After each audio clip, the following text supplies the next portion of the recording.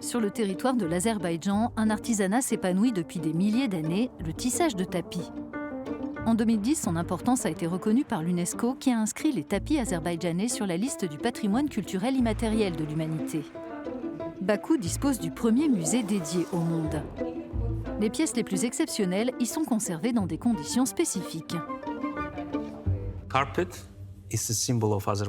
Le tapis, c'est le symbole de l'Azerbaïdjan, de la culture et du peuple de ce pays.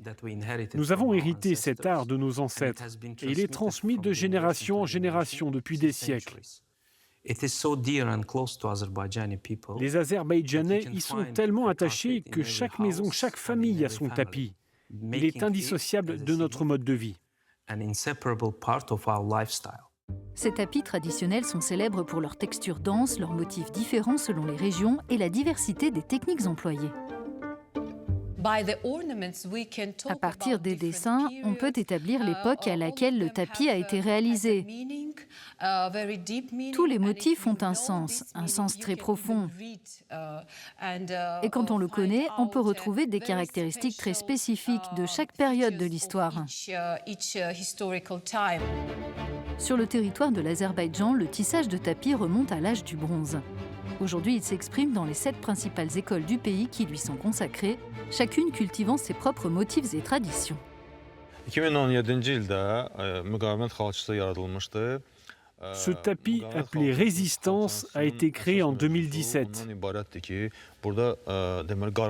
Le sujet principal, ce sont les corbeaux noirs, qui représentent la société, et le corbeau orange, l'individu.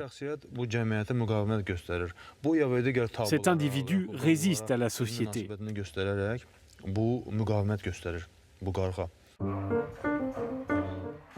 Également centre d'échanges culturels, de formation et de recherche, le musée accueille des expositions et des colloques internationaux. Il est aussi un site incontournable pour ceux qui visitent Bakou. Je travaille dans le domaine du tourisme et je recommande toujours aux visiteurs de venir voir le musée du tapis parce que c'est un bâtiment atypique. De l'extérieur, on dirait un tapis que l'on est en train de dérouler. Et à l'intérieur, il me donne l'impression de retourner en enfance parce que cela me rappelle ma grand-mère. Quand j'allais dans sa maison de vacances, le tapis qu'elle avait mis sur le mur, c'était la première chose que je voyais quand je me réveillais le matin.